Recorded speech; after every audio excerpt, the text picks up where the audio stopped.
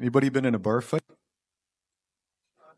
Okay, two of them. At least one, two. Yeah, I have been in one, but it wasn't exactly a bar fight, and it was about Irish politics, which I have absolute vested interest in, and yet I was in it. Okay, t-shirt notwithstanding, I didn't actually intend to wear this. You see, my mother's side of the family is UK oriented. Is the best way to put it. There's Scots, Irish, Welsh, and English. There's enough Irish in my family that one of my relatives would go door to door in Port Colborne, Ontario, dressed as a leprechaun on every St. Patty's Day to get free whiskey. So I think I have, some blood there. And to my wedding, I wore a kilt. I wore my grandfather's colors, which is Ancient Smith, which is a very long story. But I've got some of the genus back there. That's not enough to really get into a bar fight, but I did get into one over the stupidest possible reason, and I would like to share that this evening if anyone's interested. Anybody here? Thank you very much. My God, I'm a blessed man. My professional life is fairly boring. I am a tech writer and a communicator. That means I write newsletters, I write instructions, and I can manage SharePoint.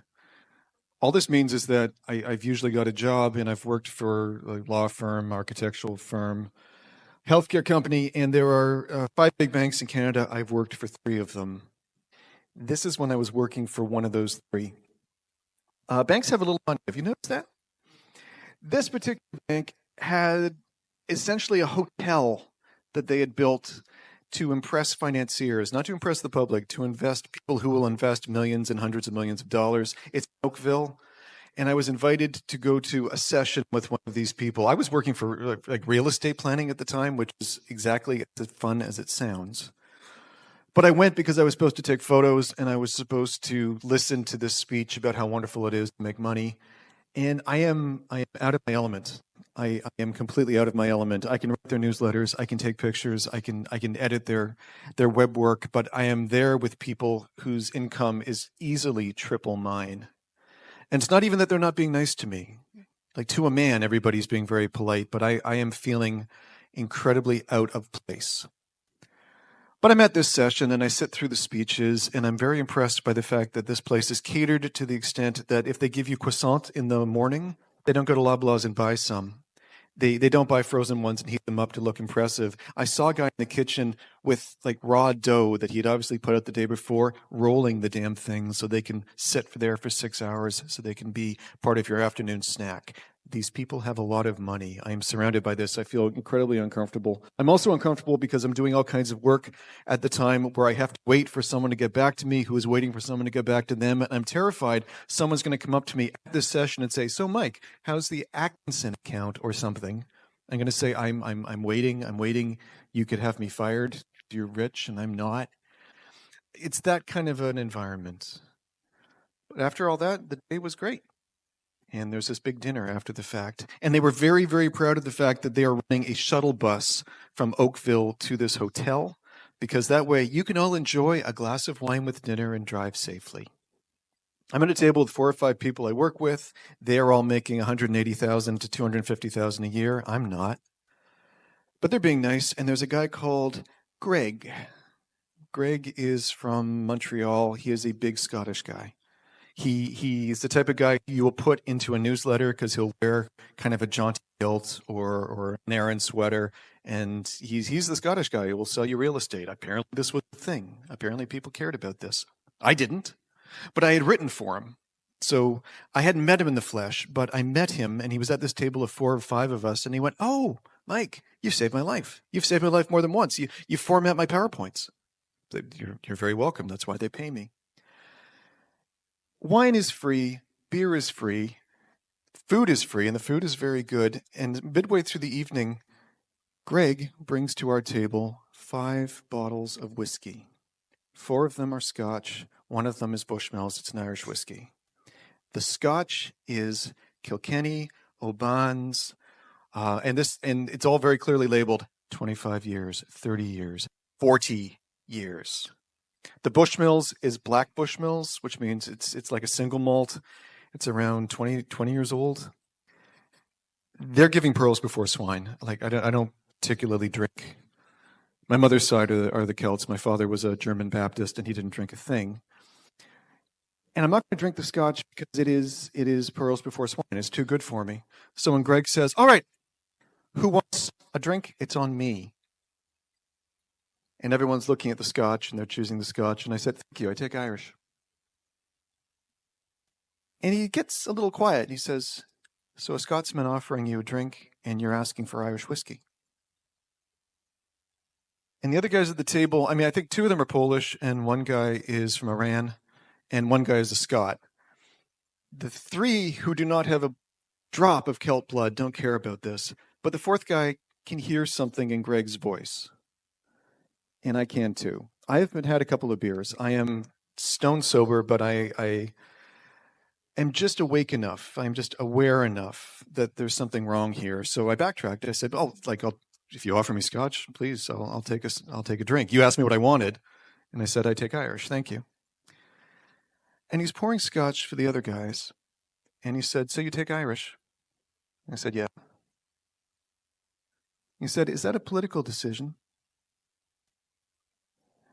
Okay. I want nothing to do with this. There is a lot of tension between those countries. Like in general, Scots and the Irish do not get along unless they're in the same room. If they're in the same room, they all like a drink. Otherwise, they accuse each other of being drunks. Whoa, man, never Scotsman, an Irishman having a drink. I've never heard of that in my life. He's pissed off that I haven't taken the drink he's offered. And I'm backtracking, saying, "Sure, no, but can I try the O'Bannons? I haven't had that for a long time." He said, "Well, you can have the Bushmills, but you might understand that since I'm paying for it, that I'm not going to pour it for you." And I said, "Well, thank you. If you pass the bottle over here, I'll have a shot." And he said, "Scotch is a very good drink." I said, "Yeah, thank you. I prefer Irish."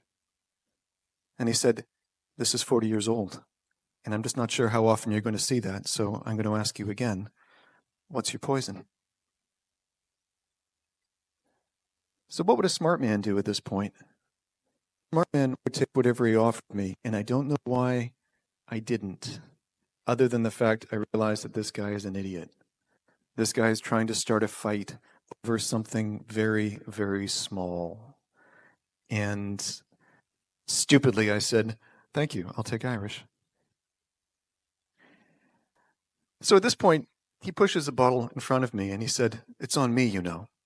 And I said, "I appreciate that. Thank you. You've offered me a drink. I'd like one of these." And he gets a little closer and his voice gets a little darker. And he said, "So you'd drink that even if there were a gun at your head?" And I said, "Yeah. Especially because I think if you put a gun in my head over my choice of a drink, I wouldn't want your company and I wouldn't care what you thought." By this point, everybody at the table, including those without a drop of Celtic blood, have decided that there is some bad karma going on. And Greg is looking at me, and it's obvious that there's something off. I don't know if this is a fight. I don't know if this is a statement. I don't know what he's trying to do. And he finally said, "So what do you like the Irish for so much?" And I said, "Well, I had a pretty girlfriend from Belfast. Her father, always had a bottle around, and I always had it from there." And he said, "Okay, so this is a woman then." I said, "Yeah, that was a long time ago. I just prefer the taste, quite frankly." And he said, "So this isn't because of family?" I don't know what he's going to yell at me about. I don't know where this is coming from. Before I can say anything, he said, "So, Rangers or the Celtics?" Few people pick that up here. Yeah. I don't know if this is actually a thing in Ireland. It is definitely a thing in Canada. Rangers of the Celtics, one is Catholic, one is Protestant. If somebody asks you that, they want you to claim allegiance. I have no dog in this fight. I just said, "Well, God bless all here," which is what I've been taught to say by one or two notorious drunks I know who like to go to Irish pubs. And he just stared at me. The other two are quiet. I could swear that the other tables around us can feel there's something happening. I am more afraid of getting fired than anything else. Like, I have never met this guy before. I've apparently pissed him off because out of the 5 bottles he offered us to drink, I chose the wrong bottle. And at this point, I cannot quite bring myself to walk away from this, and I do not know how to walk away from this. And finally, I just said, so it's all on you? And he said, well, yes, I'm giving you your choice. And I've got some very nice stuff. I opened my wallet. I pulled out the only money I had, which was $40, and I dropped it. I said, thank you. I'm going to buy this shot. I knocked back the Bushmills, and I said, so this has been business. Thank you very much for the favor, but I'd rather make this formal. And for the record, I take Irish. And I left. And I got on the shuttle bus and went to the Oakville GO station and came back to Toronto, convinced that I'm going to go back to work on Monday and someone's going to say insubordination, or you were less than civil, or you pissed off one of our partners, or something like that. And I spent the night thinking, this is ridiculous. If they are going to nail me for this, I don't care. Or thinking, I have just screwed up. I have a family. I need to have a job. Why the hell did I follow this down? Why the hell does this matter to anybody? Nothing mentioned on Monday. Nothing happened Tuesday. Wednesday morning, I get a FedEx box that has a very large bottle of 20-year-old Bushmills and a handwritten note from Greg saying, and I quote, I was less than civil and I was decidedly impolite. Please have a drink on me and enjoy. I emailed him and said, I received the whiskey. Thanks very much. If you're in Toronto, I will gladly buy you a drink anywhere you'd like to go. The Irish Embassy is one of my favorite places. Never heard from him again. That is my one and only bar fight. There was not a drop of blood, but there was venom everywhere. Thank you very much. Have a good night. Cheers.